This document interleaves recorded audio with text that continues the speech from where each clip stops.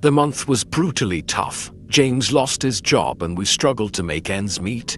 His garage job just wasn't enough. Not the bills. My late shifts at McDonald's drained me completely, yet I was unprepared for what happened next. I took my 7-year-old daughter Isabella to work for a week. She enjoyed being there, especially when Kevin, the man who dressed as Ronald McDonald, was around. Every time when she got into this ridiculous costume, Isabella's eyes lit up and she ran towards him. He would let her sit on his lap, play with her, and even give her Happy Meals toys, found objects. But something about him gave me chills. It wasn't just his costume, it was him. His crooked teeth and pale blue eyes never blink enough. None of his smiles reached his eyes. I said to. Even as she tried to keep away, Kevin inexplicably held her interest. She refused to resist his allure, and that night was no exception. The dinner rush was overwhelming, the noise was deafening. Isabella, as always, was with Kevin entertaining the kids. He made a joke and the kids laughed. It only lasted a second. I turned away just to give a tray, but when I looked, Isabella and Kevin were gone. Panic washed over me like ice water. I scanned the room frantically, looking for her in the crowd of customers. Nothing. I saw her, out the back. A colleague whispered. My heart was pounding in my chest as I pushed open the back door. The alley. It lay before me dark and cold. Bella, I cried, running like a mad. Silence. She was not visible. Bella screamed again. Then I heard her. A discreet sob mixed with the soft murmur of a voice behind the dumpster. It's okay, my darling. Are you okay? No need to tell Mom. Okay.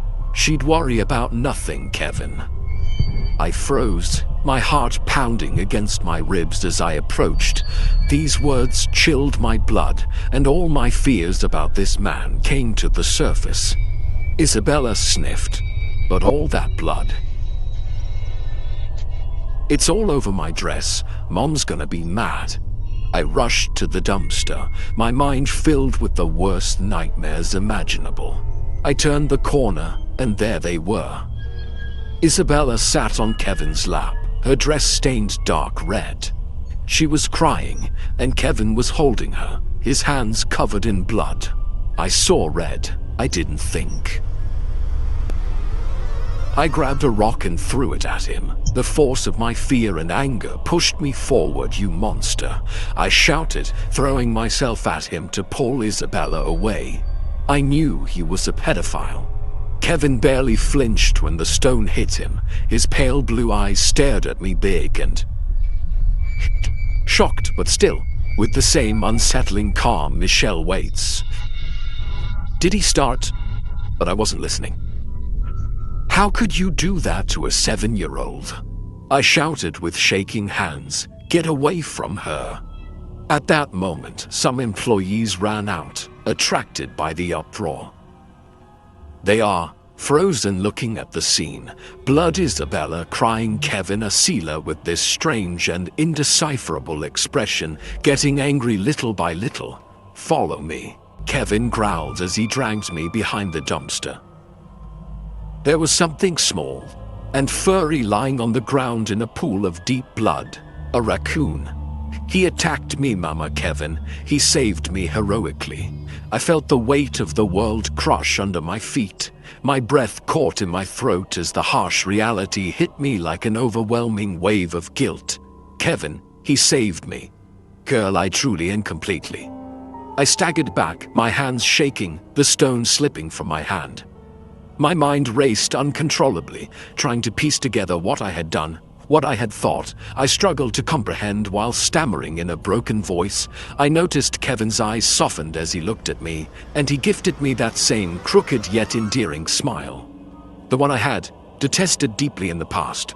But now he appears different, gentler, somehow with compassion. It's okay, Michelle murmurs softly. I understand your turmoil. I know the repulsive image I project. People always assume things.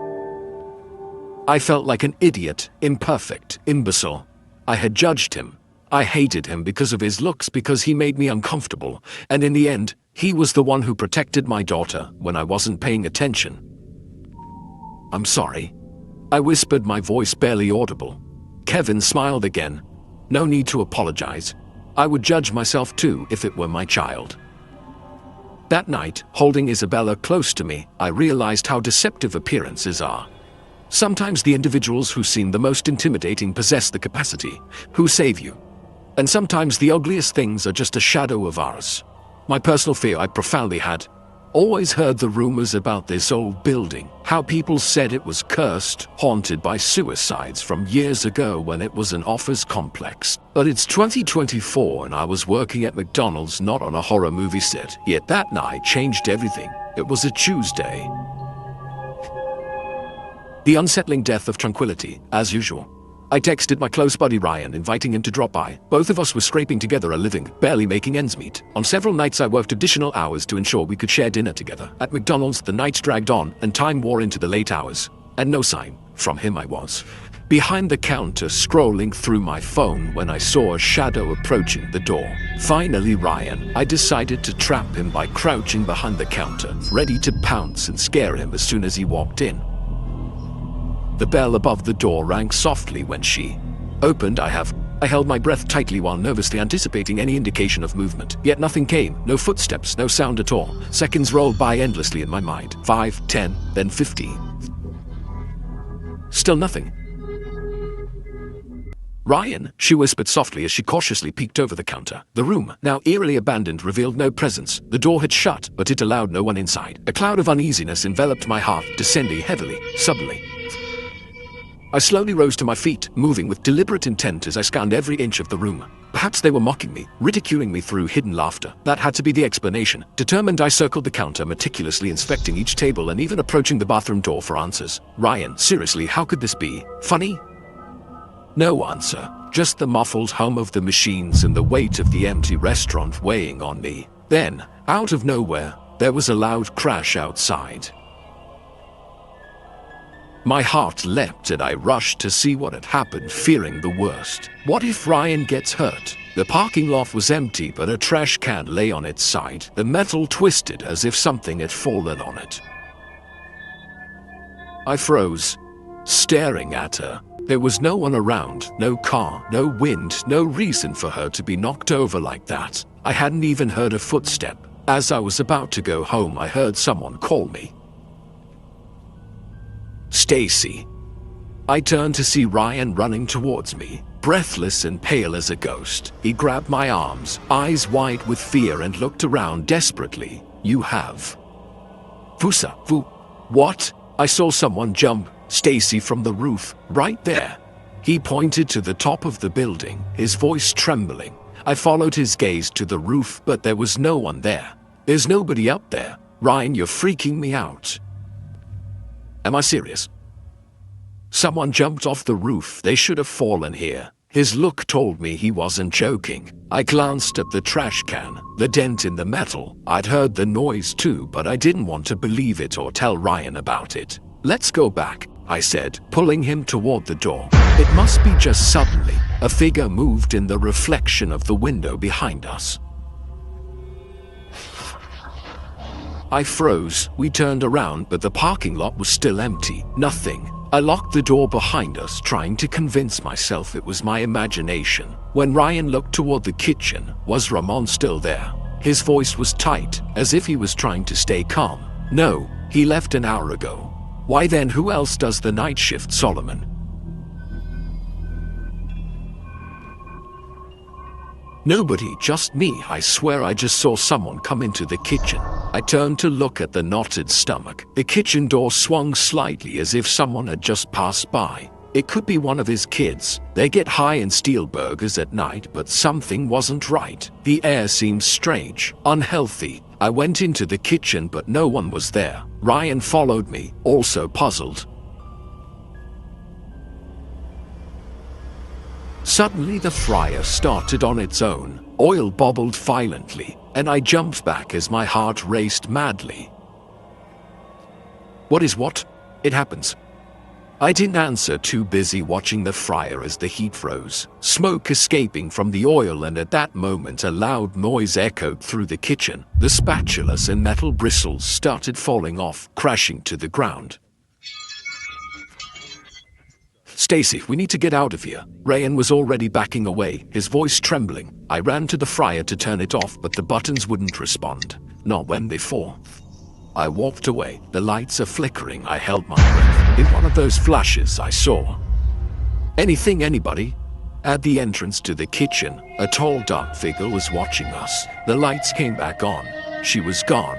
Ryan pulled me toward the door. "Come quickly." We ran outside. My hands were shaking so much that I dropped the keys twice. We got in Ryan's car and drove off. That's where I looked in the rearview mirror and saw a silhouette at the window of the dark McDonald's with bright white eyes working.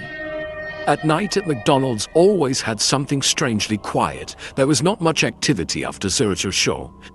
Just an occasional car to the drive, let lonely 1 kilometer from the highway. The McDonald's was on the edge of a small town, surrounded by a thick forest. We didn't belong there. It was as if the forest was trying to swallow us up. I was closing that night, cleaning the tables while Louise managed the kitchen. Since it was a boring job, I had my headphones listening to Linkin Park while cleaning. But soon, I heard a noise coming from outside. I took my headphones off when I heard it. Faint at first, like a slight rustling just outside the window, as if someone or something was moving outside. I turned to the large window facing the wood, but all I could see was my reflection and the empty room. Curious, I went out. The night air biting my skin, I stared at the dense trees. The forest was still, not even a breeze passed through the branches. No animals, no wind, just dead silence. But when I turned to go home, I was completely seized. I saw him, a dark figure perched on a branch of the old oak. My breath caught. She was stooped, perfectly still, watching me from her high position. I could barely make out her, but she was there, motionless. I felt my chest tighten, and without thinking, I stepped back toward the door. Then a violent rustling came from the tree, like a big body moving. I stumbled backwards, my heart pounding in my chest. Throat, ran inside, slamming the door behind me, yelling, "Louise, come see, man, there's something outside." Louise was cleaning the fryer, barely lifting her head. "What else?" "Come, that's all. There's a weird thing in the tree." "I swear." Louise sighed and rolled his eyes, but followed me. I pointed out the window at the oak tree, but the figure was gone. Nothing but empty branches swaying very slightly. "Dude, you're hallucinating. It's probably an animal." It wasn't an animal. It was something else, like those skinwalkers Jeremy was talking about. I said, my voice trembling, but I couldn't really explain it. He shrugged and went back to cleaning, leaving me to stare at the tree. The rest of the service was tense for me. Every crack, every little noise made me jump, but I tried to calm myself, telling myself I was just tired. When we were done, I just wanted to get the hell out of here. Louise was walking ahead, and I was fiddling with my keys as I got to my car. As I slipped into the wheel, Louise froze in place. "Wait. What's that?" I froze. Raising my eyes, they stared at the forest, beyond the faint glow of the lamps, to the edge where the trees stood. "What is it?" "You mean there's no one down there?" "He's right there, man. Standing by the trees, he's waving." I felt a cold sweat on the back of my neck. There was no one there. I strained my eyes, but all I could see was in the thick, motionless trees, in the dark. "Louise, there's no one." "He's just coming." "Wait, where did he go?" Before I could answer, the branches above the car began to shake violently, as if something huge were passing through them. My hands were shaking as I gripped the steering wheel. "What the fuck? We have to leave now." I started the car when Louise jumped in it, but before I got into gear, something landed on the roof with a thud and heartbeat the whole car. Tunga. metal groaning under the weight of what had just fallen on us. Louise screamed. My chest tightened. I couldn't move or breathe. What the fuck was that? Louis had frozen. Eyes wide, hands clenched on the dashboard. Conduit, it's all conduits. I crushed the accelerator, tires screeching as we drove off. We didn't talk the whole way back. My hands were shaking incessantly. The next morning we went back to the surveillance video, half hoping to find something, anything, that would explain this strange night. We ran the hours, but the cameras didn't pick up anything. No silhouettes, no moving trees, just blank images. But on the way back to the car, I got a knot to the stomach. On the roof of the car, there were claw marks, deep jagged cuts running through the roof surface, almost suggesting something desperately attempted to enter from above. I swallowed hard, and that's when I noticed something stuck in the window frame, a scribbled and smudged word, and shouted with a shaking hand. Are you being watched?